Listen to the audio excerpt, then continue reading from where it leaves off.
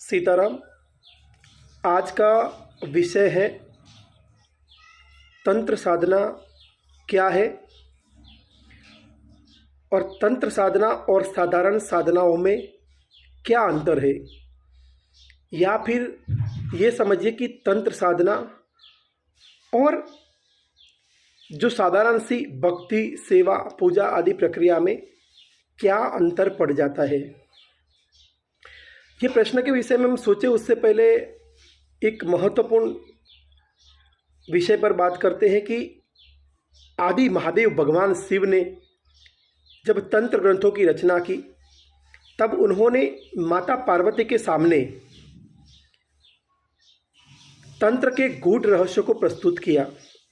और भगवान शिव और माता पार्वती का जो संवाद है वही संवाद अलग अलग कई तंत्र ग्रंथों के रूप में प्रचलित है और वही तंत्र का ज्ञान है। अब जब भगवान महादेव ने तंत्र का यह गूढ़ रहस्य माता पार्वती को बताया तब उन्होंने तंत्र ग्रंथों के अंदर स्पष्ट रूप से लिखा है कि गुरु परंपरा से दीक्षित साधक या जो भी साधक गुरु के निर्देश अनुसार इन मंत्रों की साधना करेगा, उनके सामने जिस देवता का मंत्र है वो देवता प्रकट होंगे और उनका कार्य करने के लिए बाध्य होंगे। ये जो बाध्यता है ये तंत्र की सबसे महत्वपूर्ण घटना है। ये जो बंधन है वही तंत्र है। अब इस बात को दूसरे पहलू से समझते हैं। बहुत सारे साधक जो तंत्र साधना सीखना चाहते हैं, जो तंत्र साधना को समझना चाहते हैं और मेरे पास आते हैं और बोलते हैं कि हमें हमारे इष्ट की सिद्धि चाहिए या हमें माँ काली के दर्शन प्राप्त करने हैं या फिर हमें कोई सिद्धि चाहिए जो सिद्धि प्राप्त करके हम अपने मन की इच्छा अनुसार कार्य कर सके। कोई कहता है कि हमें हनुमान जी की सिद्धि चाहिए, कोई कहता है कि हमें महाकाली माता की सिद्धि चाहिए, कोई कहता है हमें भैरव जी की सिद्धि चाहिए। वास्तव में उन्हें असल में तंत्र के विषय में पता नहीं है, इसीलिए वो कभी कभी ऐसी बातें करते हैं। जो नए साधक होते हैं, जो जिज्ञासु साधक होते हैं, वो ऐसी बातें करते हैं। असल में जब वो तंत्र को समझेंगे तब उनको एक बात समझ में आ जाएगी कि जितना तंत्र को ये लोग सरल समझते हैं तंत्र उतना भी सरल नहीं है। तंत्र और साधारण साधनाओं में यह अंतर है कि साधारण साधनाएं जो होती हैं, चाहे आप वो संकल्पित साधना करिए, आप कोई संकल्पित साधना कर रहे हैं, मगर वो साधारण साधना तब तक रहती है जब आप गुरु मुख से तंत्र ग्रंथों के अंदर जो वर्णित मंत्र है उसमें से कोई एक मंत्र गुरु के माध्यम से जब आप प्राप्त करते हो और उस मंत्र की उसके सभी अंग उपांग के साथ जब आप साधना करते हो तब जिस शक्ति की आप साधना करते हो वो शक्ति आपका कार्य करने के लिए बाध्य हो जाती है। यदि आपने किसी शक्ति के दर्शन करने हेतु कोई साधना कर रहे हैं तो आपके सामने प्रकट होने के लिए वो शक्ति बाध्य हो जाती है। और ये बाध्य इसीलिए हो जाते हैं कि भगवान शिव ने जब तंत्र ग्रंथों की रचना की, भगवान शिव ने माता पार्वती को जब तंत्र ग्रंथों का दिव्य ज्ञान सुनाया तब उन्होंने स्पष्ट रूप से कहा है कि ये मेरे द्वारा रचित मंत्र हैं और जो कोई भी साधक इस मंत्र का पूर्ण अंग उपांगों के साथ गुरु के निर्देश अनुसार यदि साधना करेगा तो उसके माध्यम से वो जिस शक्ति की साधना करेगा, जिस शक्ति का मंत्र जप करेगा, वो शक्ति उसका कार्य करने के लिए बाध्य हो जाएगी, वो शक्ति उसके सामने प्रकट होने के लिए बाध्य हो जाएगी। साधारण साधना का मतलब है आप अपना जो इष्ट देवता है, जो देवता आपको पसंद है, उनकी सेवा करो, उनका पूजन करो, उनका अर्चन करो, संध्या वंदन करो, ये सारी प्रक्रिया करो। उनका कोई मंत्र है जो किसी पंडित जी से प्राप्त है या किसी गुरु जी से प्राप्त है, उस मंत्र का आप जप कर रहे हो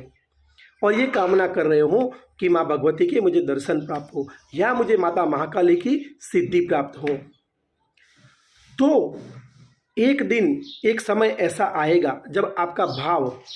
आपकी निष्ठा को देखते हुए माँ भगवती की कृपा आपके ऊपर होगी और वो प्रसन्न होकर आपको वर अवश्य देगी, उनकी सिद्धि आपको प्राप्त होगी, उनके दर्शन भी आपको प्राप्त होंगे। बहुत सारे साधक ऐसे हैं मेरे सामने जो हमारे पास आते हैं साधना सीखने के लिए, तंत्र साधना सीखने के लिए। जब उनको पूछा जाता है तो इन्होंने ये भी बताते हैं कि हमने ये साधना की है गुरुदेव, बिना किसी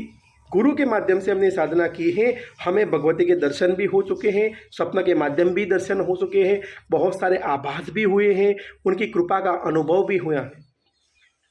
फिर ऐसे साधक जब मेरे पास आकर बोलते हैं कि मुझे तंत्र साधना करती है, तब मुझे बड़ा आश्चर्य होता है कि जब आपको इतना अच्छा भगवती की कृपा का और उनकी सानिध्य का अनुभव हो रहा है तो आप तंत्र साधना में क्यों उतरना चाहते हो। तंत्र साधना का मतलब है उस शक्ति को बलपूर्वक खींचकर अपने पास बुलाना।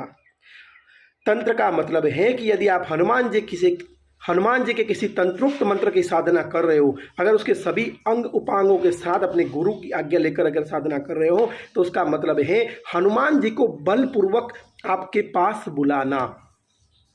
साधारण साधनाओं में भाव जरूरी है, तंत्र साधनाओं में भी भाव जरूरी है। बिना भाव के तो कुछ भी नहीं होता है। मगर तंत्र साधना में जब आप उस तंत्रोक्त मंत्र का जप करते हो तब भगवान शिव के वो कथन के अनुसार वो शक्ति, वो जो भी शक्ति है, वो शक्ति आपका कार्य करने के लिए बाध्य हो जाती है, वो शक्ति आपके सामने प्रकट होने के लिए बाध्य हो जाती है। अब ये बात समझ लीजिए कि यदि आप साधारण से व्यक्ति, आपने गुरु मंत्र का जप नहीं किया है या आपने कोई क्रिया नहीं की हुई है, अपनी सुरक्षा नहीं की हुई है और आप कोई भी तंत्र ग्रंथ से अंदर से कोई तंत्रोक्त मंत्र उठाकर उसकी साधना करने लगते हो,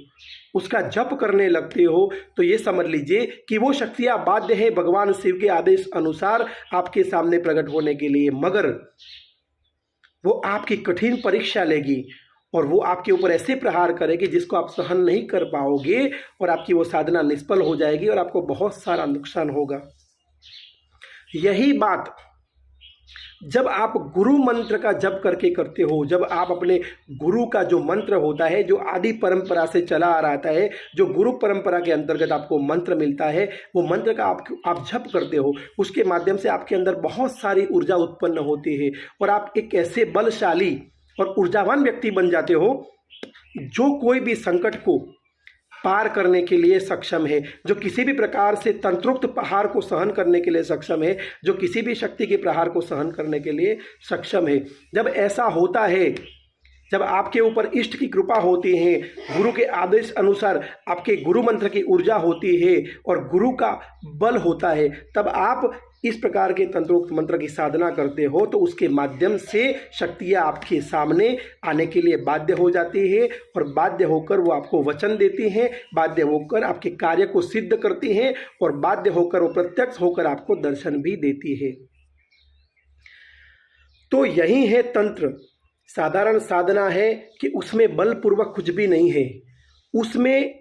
किसी भी प्रकार की बाध्यता नहीं होती है, मगर शक्तियाँ आपके भाव को देखकर आपके सामने प्रकट होती हैं। और तंत्रोक्त साधनाओं में ये होता है कि वो भगवान शिव के आदेश अनुसार बाध्य होती है। इस बात को याद रखना कि आपके आदेश अनुसार बाध्य नहीं होती है, क्योंकि आपकी इतनी औकात नहीं है, आपकी इतनी क्षमता नहीं है कि आप किसी महाविद्या को, आप किसी दिव्य शक्ति को अपने सामने प्रकट करने के लिए बाध्य कर लो। मगर भगवान शिव के आदेश अनुसार गुरु परंपरा से अंतर्गत जब आप किसी तंत्रोक्त मंत्र की अंग उपांग के साथ साधना करते हो तो वो शक्ति आपके सामने आने के लिए बाध्य हो जाती है। मगर जब वो बाध्य हो जाती है तो वो ये प्रयत्न करती है कि वो आपकी कठिन से कठिन परीक्षा ले। जब वो बाध्य हो जाती है तो वो आपके ऊपर विशेष से विशेष प्रहार करती है और आपको आपकी साधना से च्युत करने का प्रयत्न करती हैं, आपकी साधना को निष्फल करने का प्रयत्न करती हैं। और गुरु कृपा से आप यदि उस साधना में सफल हो जाते हो तो आपकी मनोचित जो इच्छा है, जो कामना है, वो पूर्ण हो जाती है। चाहे वो दर्शन की इच्छा हो, चाहे वो धन प्राप्ति की इच्छा हो, चाहे वो कोई भी प्रकार की इच्छा हो, उस इच्छा को सफल होने से कोई नहीं रोक सकता है। इसीलिए तंत्र विशेष है, इसीलिए तंत्र का महत्व है, इसीलिए तंत्र साधनाओं का अपना एक अलग ही महत्व है। मगर याद रखना, बिना गुरु के ये मार्ग अत्यंत ही कठिन है, अत्यंत ही कठिन है, अत्यंत ही कठिन है। सीताराम जी।